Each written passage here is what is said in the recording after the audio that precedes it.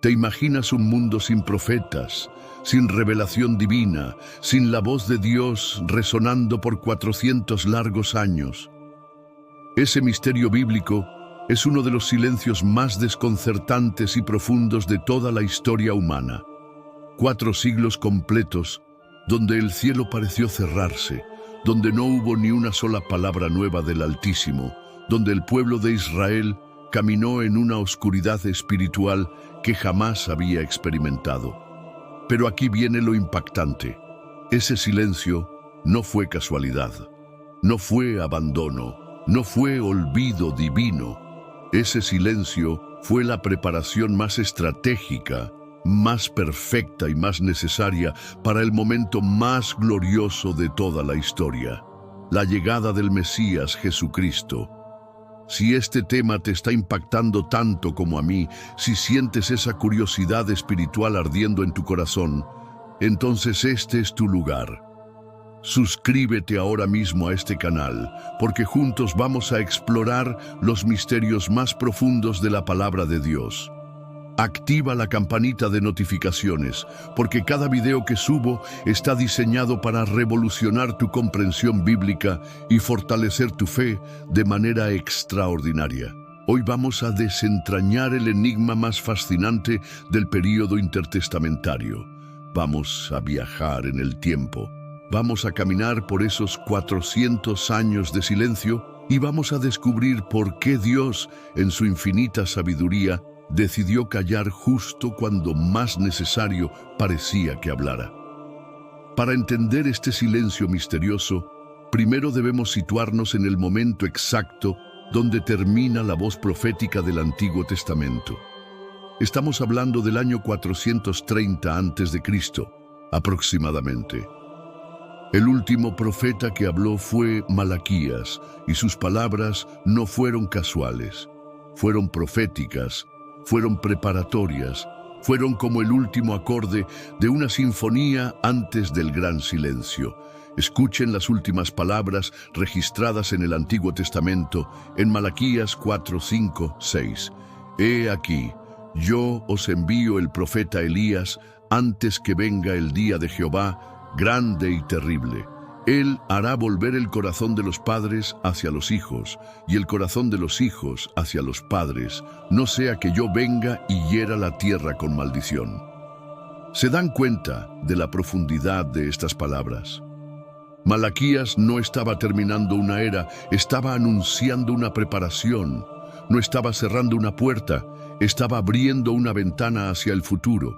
Estas palabras serían las últimas que Israel escucharía directamente de Dios por 4 siglos completos. El contexto histórico era complejo. Israel había regresado del exilio babilónico, habían reconstruido el templo, habían restaurado el culto, pero espiritualmente se encontraban en una crisis profunda. La corrupción sacerdotal era evidente. El pueblo había caído en la rutina religiosa sin corazón. Los matrimonios mixtos estaban debilitando la identidad del pueblo escogido, y la fe se había vuelto formalista y vacía.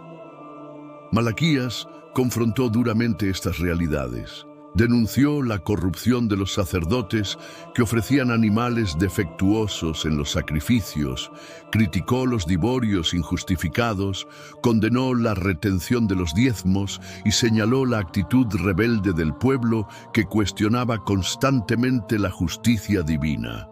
Pero aquí viene lo extraordinario. Después de toda esa confrontación, después de toda esa corrección, después de todas esas advertencias, Dios decidió callar.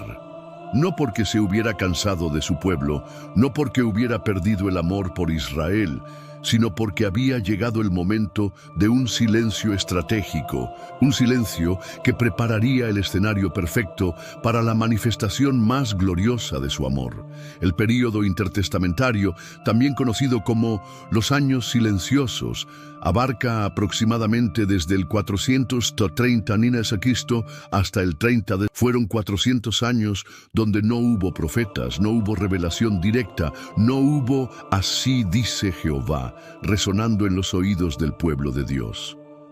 Imaginen por un momento lo que esto significó para una nación que había construido toda su identidad alrededor de ser el pueblo escogido, el pueblo que escuchaba la voz de Dios a través de sus profetas. Desde Abraham hasta Malaquías habían transcurrido más de 1000 años de comunicación divina constante. Patriarcas, jueces, reyes, profetas, todos habían sido instrumentos de la voz del Altísimo. Pero ahora, de repente, el silencio. Un silencio tan profundo, tan absoluto, tan misterioso, que muchos comenzaron a preguntarse: ¿se habrá olvidado Dios de nosotros? ¿Habremos pecado tanto que ya no quiere hablarnos? ¿Se habrá terminado para siempre nuestra relación especial con el Eterno? Durante estos años surgieron los libros apócrifos, escritos que intentaron llenar ese vacío de revelación. Libros como 1 y 2 Macabeos, que narran las luchas heroicas del pueblo judío contra la dominación griega. Libros como Eclesiástico, Sabiduría, Tobías, Judith, Baruch, muchos otros que reflejaban la búsqueda desesperada del pueblo por encontrar la voz de Dios en medio del silencio. Estos libros, aunque contienen valor histórico y algunas enseñanzas morales interesantes, no fueron reconocidos como inspirados por Dios. No tenían el sello profético, no tenían la unción divina, no tenían esa cualidad sobrenatural que caracterizaba las escrituras auténticas. Eran intentos humanos de mantener viva la llama espiritual, pero no eran la voz verdadera del Altísimo. El silencio de Dios se hizo más profundo, más misterioso, más desconcertante con cada generación que pasaba. Los ancianos que habían conocido los últimos días de los profetas fueron muriendo, y las nuevas generaciones crecían sin haber experimentado jamás una revelación directa del cielo. Pero aquí está la clave que muchos no comprenden. El silencio de Dios nunca es vacío, nunca es abandono, nunca es indiferencia. El silencio de Dios es siempre la antesala de un movimiento divino extraordinario. Es como el silencio que precede a la tormenta, o mejor aún, como el silencio que precede al amanecer más glorioso de la historia. Aunque Dios guardó silencio en términos de revelación profética, su mano providencial nunca dejó de moverse en la historia. Durante estos 4 siglos, el Todopoderoso estaba orquestando los eventos más importantes para preparar el escenario perfecto para la venida del Mesías. Analicemos década por década lo que estaba sucediendo mientras el cielo permanecía aparentemente cerrado. Durante este primer siglo del silencio, el imperio persa continuaba dominando la región. Ciro, Darío y sus sucesores habían mostrado una política relativamente tolerante hacia los judíos, permitiéndoles regresar del exilio y reconstruir el templo.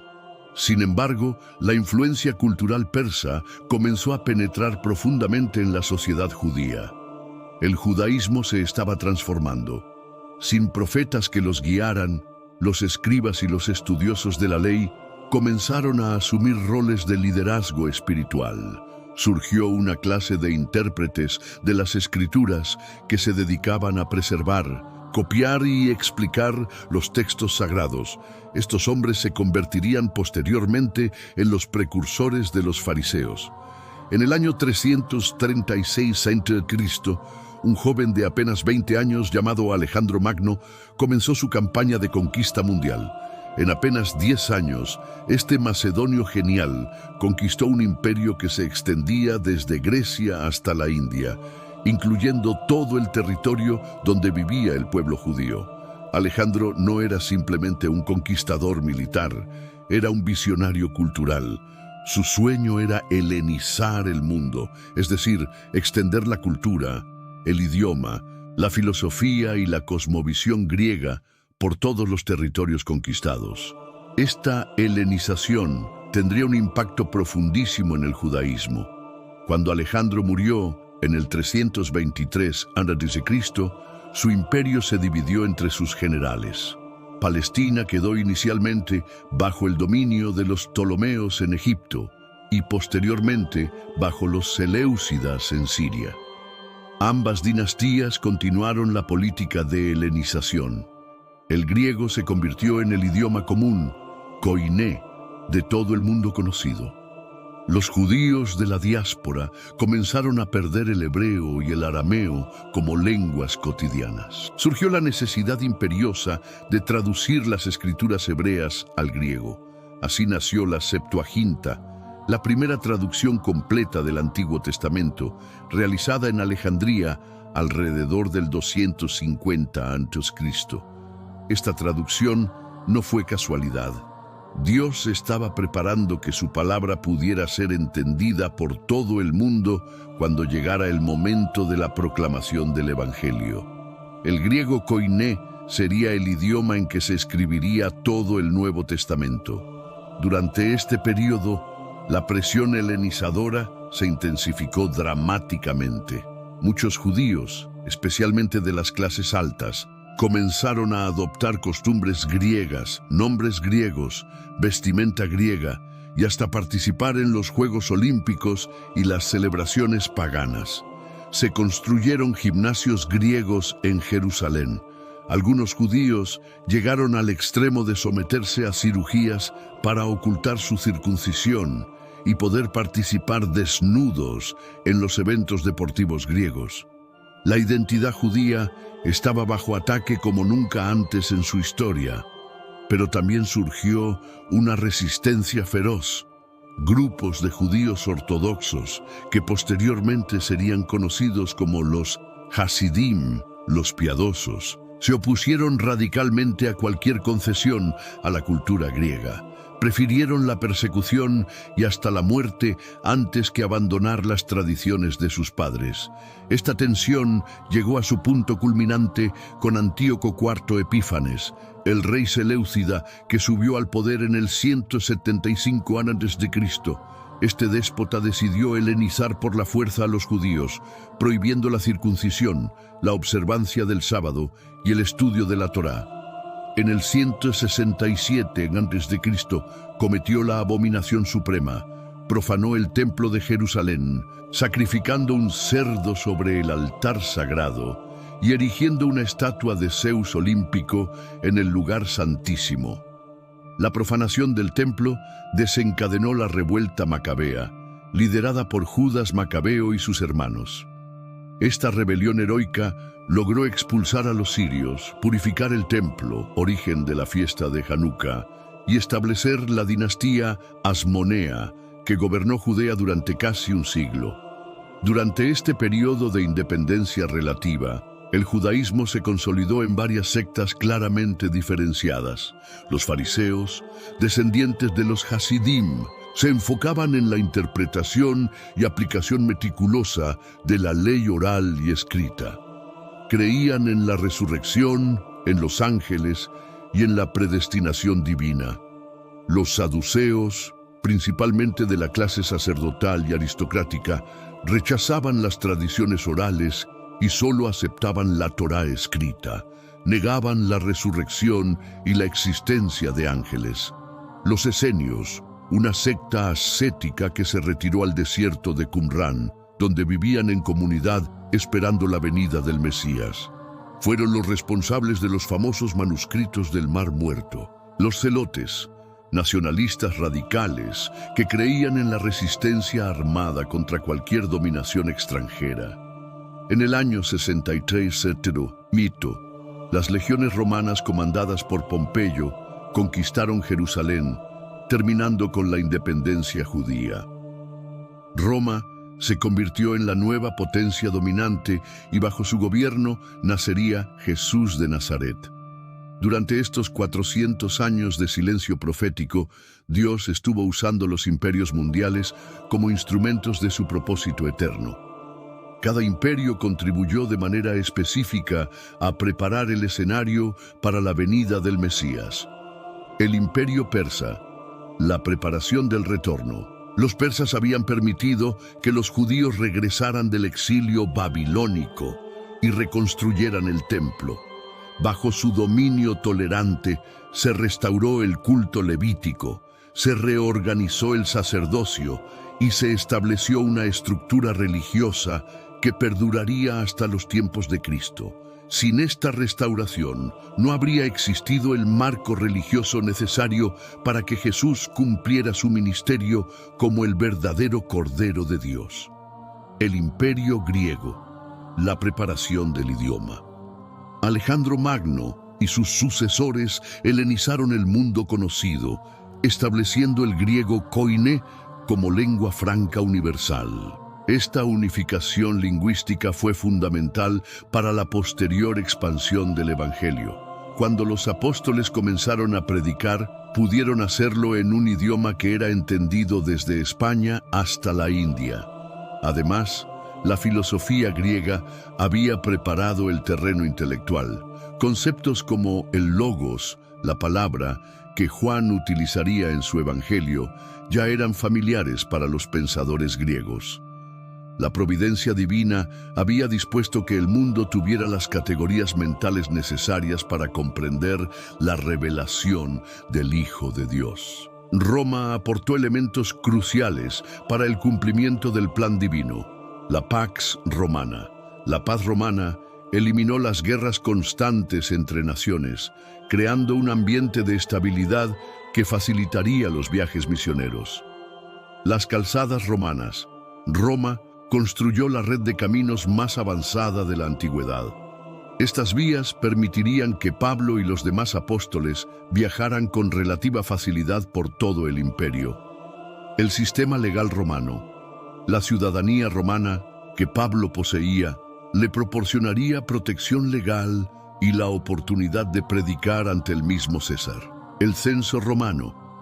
El decreto de César Augusto, ordenando un censo universal, fue el instrumento que Dios usó para que José y María viajaran a Belén, cumpliendo así la profecía de Miqueas 5:2 sobre el lugar de nacimiento del Mesías.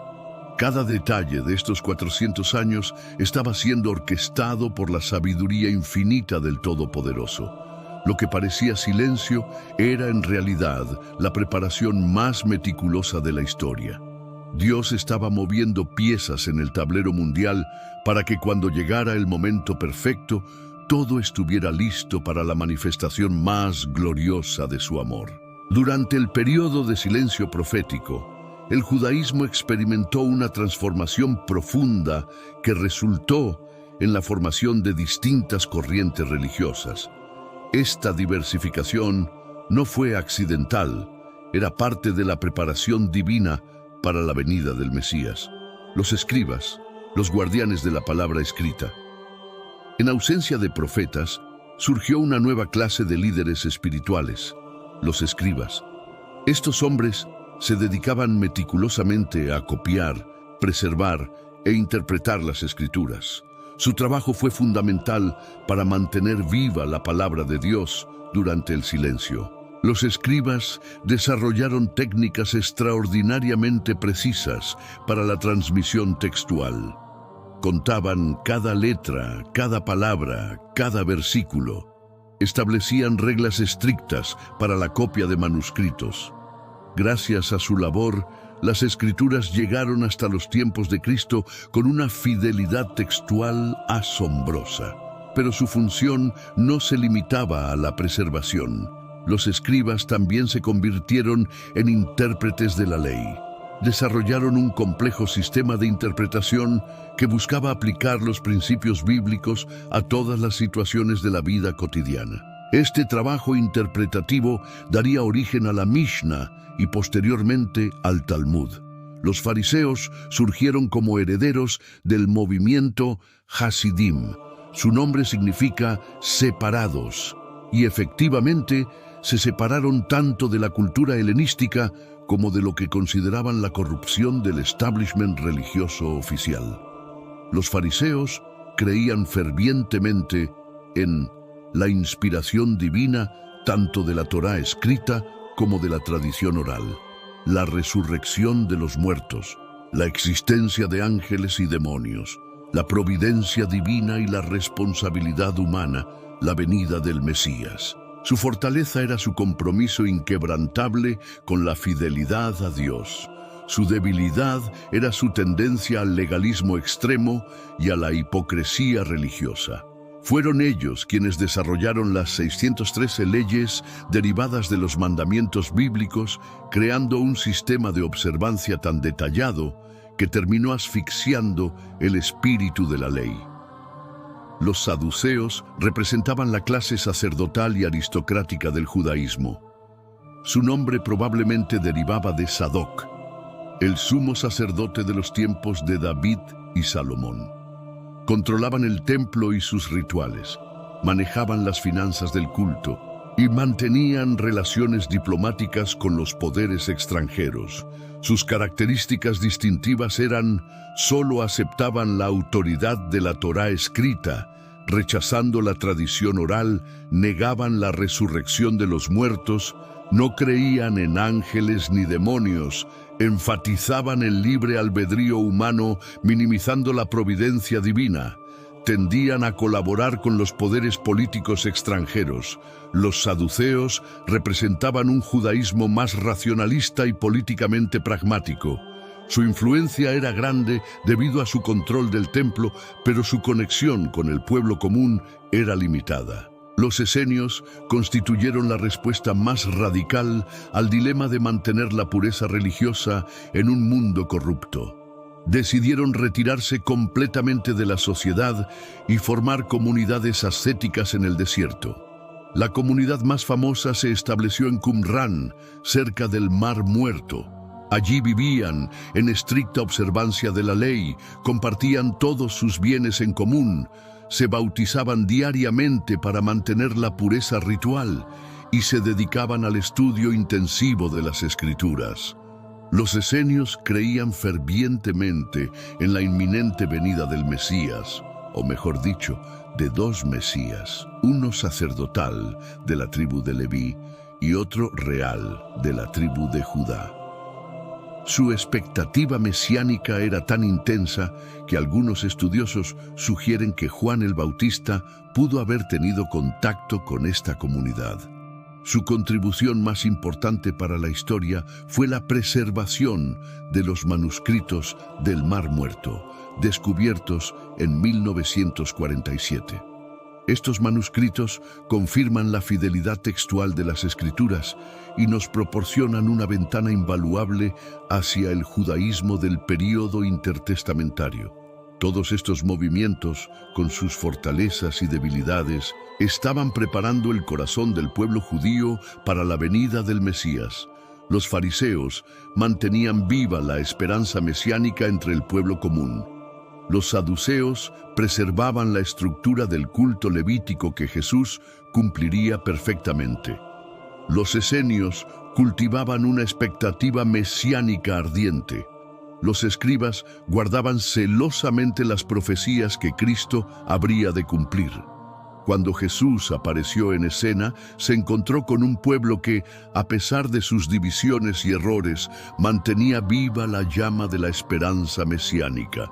El silencio de Dios no había apagado la fe, la había refinado, la había purificado, la había preparado para el encuentro más glorioso de la historia. El silencio de Dios durante estos 400 años no fue un abandono, sino una estrategia pedagógica divina. Como un padre sabio que a veces debe guardar silencio para que sus hijos maduren, el Padre Celestial permitió que su pueblo atravesara este período de aparente ausencia para preparar sus corazones de maneras que solo el silencio podía lograr. Paradójicamente, mientras más tiempo transcurría sin escuchar la voz profética, más intensa se volvía la expectativa por la venida del Mesías prometido. Las últimas palabras de Malaquías sobre la venida de Elías resonaban cada vez con mayor fuerza en el corazón colectivo de Israel. Durante estos siglos, el pueblo judío desarrolló una literatura apocalíptica extraordinaria. Libros como Primer Enoc, 4 Esdras, 2 Baruch y los Salmos de Salomón reflejaban una expectativa mesiánica ardiente. Aunque estos escritos no eran inspirados, expresaban el clamor profundo del alma judía por la intervención divina. El silencio Había creado un vacío que solo podía ser llenado por la presencia personal del Mesías. Cuando Juan el Bautista apareciera anunciando: «Arrepentíos, porque el reino de los cielos se ha acercado», estas palabras caerían sobre corazones que habían estado esperando durante siglos escuchar nuevamente la voz profética.